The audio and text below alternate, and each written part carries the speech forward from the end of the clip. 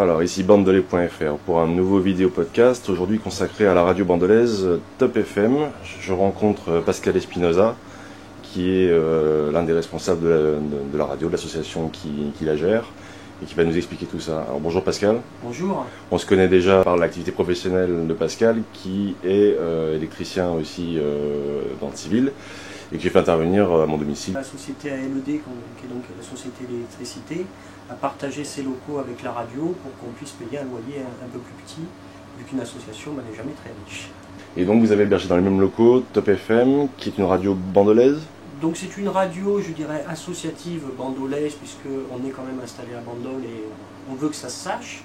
Maintenant, c'est vrai que la radio est tournée sur la région, et maintenant, grâce à Internet, grâce au podcast, grâce également au smartphone, on peut dire qu'elle est internationale, puisqu'on peut l'écouter dans le monde entier, ce qui quand même est un plus pour la ville de Bandol, puisque quand on parle de Bandol, eh bien n'importe qui dans le monde entier peut en entendre parler. D'accord. C'est une radio donc, qui émet depuis Bandol. Oui. Donc la couverture géographique des antennes, ça va d'où à où? Donc sur la partie FM, on émet de La Ciotat jusqu'à hier, pour situer donc côté mer. Et après côté intérieur des terres, on travaille beaucoup sur l'intérieur des terres jusqu'à Signes. Donc tous les petits villages, le Bossé, le Castelet, le Brulat, qui ne captent pas trop bien les radios d'habitude en FM, captent Top FM. D'accord, mais j'ai compris le monde entier, donc ça veut dire qu'il y a aussi une autre diffusion, et je crois savoir que c'est une diffusion par Internet. Donc après, il y a deux diffusions. Une principale par Internet qui permet via le site Internet de la radio d'écouter la radio dans le monde entier et les web radios, puisqu'il y a maintenant deux web radios également. Alors web radio, on va expliquer peut-être pour les gens qui regardent. Des radios, je dirais, qui ne sont pas forcément physiques au niveau FM, on ne peut pas les capter forcément dans une voiture, ouais. Mais elles fonctionnent comme une radio et on les capte par Internet. C'est pour ça qu'on appelle ça des web radios. D'accord. Donc des fois, au niveau de Top FM, on a la radio principale qu'on peut écouter en FM qui va être diffusée aussi en web radio. Mais on peut créer une autre radio annexe, différente, avec un autre nom, un autre programme, qui elle sera diffusée uniquement sur le net. Un exemple? Donc pour nous, Top FM Méditerranée, qui est une radio très généraliste, variété française, je dirais, et information locale, et Top FM Electro Live, qui est plus une radio tournée vers les jeunes et les mix avec des DJ. D'accord. Au niveau de la programmation de Top FM, qu'est-ce qu'on peut entendre sur les ondes de cette radio? On va entendre de tout, puisque ça reste généraliste quand même, mais on est plus axé, je dirais, sur moyenne d'âge minimum 30-35 ans, et des émissions vraiment plus pointues, spécialisées le soir de 22h à minuit. Donc là, on a très thématique, avec du hip-hop, avec de la house, avec de la dance, du disco. Voilà, la personne qui aime un produit particulier au niveau musical sait qu'un jour de la semaine, il va l'avoir de 22h à minuit. D'accord. J'ai vu qu'il y avait un studio d'enregistrement, on a fait des images, donc je suppose qu'il y a des gens qui viennent ici aussi parler dans les micros. Tout à fait, nous avons donc une partie des programmes donc, réalisés en direct ici grâce au studio live qui est donc juste à côté de nous. On a une partie des émissions du soir aussi avec les DJ qui se font juste derrière moi, donc sur la partie technique plus matériel, je dirais DJ. Et après, on a d'autres émissions qui peuvent être enregistrées ici en semaine et diffusées après par la suite, mais qui sont préenregistrées. Le type d'interview, c'est quel profil? Est-ce qu'il y a une ligne directrice éditoriale, on va dire? Je dirais le local, toujours pareil. Donc on va essayer d'avoir des gens un petit peu locaux en interview. On essaye aussi de promouvoir pas mal les jeunes artistes, donc quelqu'un qui veut sortir son disque, qui l'a pas encore sorti ou qui a du mal à le faire connaître et qui est de la région, qui a du talent. On va le faire venir ici pour essayer de le faire découvrir à nos auditeurs. D'accord. Les dernières interviews qui a pu y avoir lieu, même si je sais que c'est pas toi qui es aux manettes, forcément, tu es trésorier de l'association, je crois. C'est ça. Donc, est-ce que tu as quelques exemples à nous citer de gens qui sont venus récemment parler ou des bandolais qui seraient venus éventuellement ou... Récemment, c'est plutôt, je dirais, le dernier gros événement qu'on a fait, c'est au niveau du Téléthon. Donc on a vu pas mal de gens qui sont venus présenter le Téléthon ici. On est allé faire surtout aussi des reportages extérieurs, puisqu'on a aussi un petit moyen de matériel qui nous permet d'aller enregistrer à distance. Donc on a travaillé pas mal sur le Téléthon. La dernière opération qu'on a fait avec Bandol, c'était le Téléthon. D'accord. Une implantation bandolaise forte. Les émetteurs sont au-dessus d'une des collines de Bandol. Oui. Comment les bandolais peuvent participer, les bandolais ou la région, puisqu'on couvre donc de La Ciotat jusqu'à hier?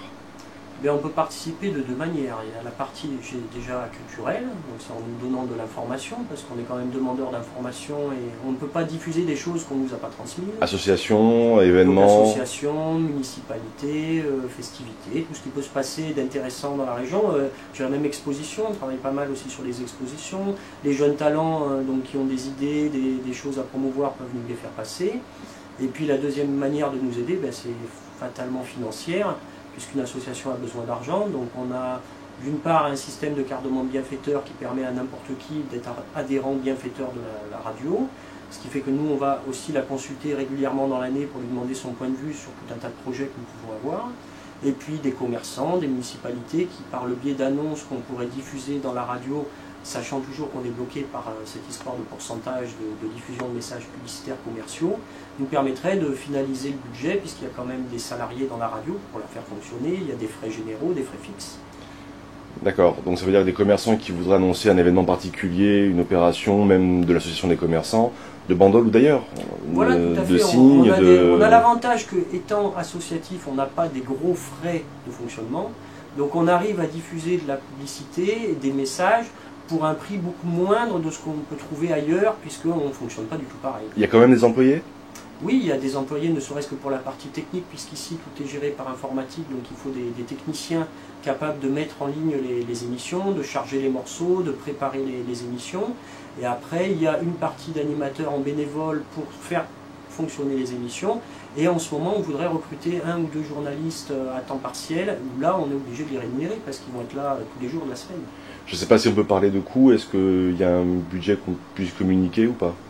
Un coût, non, il faut, au niveau d'une radio, il faut 2-3 000 euros pour la faire fonctionner par mois, c'est pas énorme, hein, je veux dire, à notre niveau, parce que c'est vrai qu'on a tout fait à l'économie, on fait attention sur les achats, on essaie de rentabiliser le matériel le plus longtemps possible. Je crois que les murs et les câblages ont été faits à la main par vous-même. On fait ce qu'on peut nous-mêmes le week-end, la nuit aussi souvent. Et puis on essaye aussi de donner notre personne quand on fait des petites animations en extérieur, les gens vont venir nous aider pour la partie technique, et puis la petite rémunération qu'on va avoir va nous aider au niveau du budget. Ça me rappelle quelqu'un qui travaille le jour et qui la nuit fait autre chose qui ressemble un peu à une passion de communication. Faire de la radio, c'est comme aller jouer au tennis, quoi. C'est une association, donc les gens qui sont intéressés par notre projet viennent participer au projet, payent leur carte d'adhérent d'une association, et ça fonctionne comme une association. Donc même les sports, on le voit beaucoup, tout le monde vient mettre la main à la pâte le week-end quand il y a des opérations extérieures, nous c'est pareil. Tu parlais de municipalités aussi qui peuvent s'impliquer d'une façon ou d'une autre. C'est pas que la mairie de Bandol, je suppose que ce sont toutes les mairies de la zone couverte. Non, nous régulièrement, tous les ans à peu près, on fait un petit peu le tour de toutes les municipalités pour présenter nos projets, présenter la station. Et après, ceux qui veulent nous sollicitent. On a eu l'occasion, surtout l'année dernière, de travailler avec la mairie de Sifour.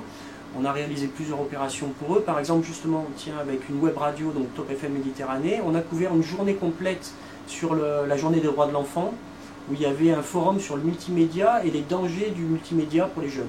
Et ça, c'était très intéressant pour la ville, puisque pendant une journée complète, on a diffusé notre programme depuis le lieu de ce salon. Donc c'est vachement bien. Ça, au niveau des villes, ça commence à bien accrocher, parce qu'on est, je pense, les seuls à faire ça dans la région. Ok Pascal, je te remercie pour toutes ces informations, et puis je vais souhaiter bon vent, comme disait Georges Pernou à Thalassa, à Top FM, Radio Sud, radio méditerranéenne, basée à Bandol et qui couvre de La Ciotat jusqu'à hier. Merci. Eh bien, merci également à bandolais.fr, parce que plus on est pour communiquer, et mieux c'est. Merci à toi, à bientôt.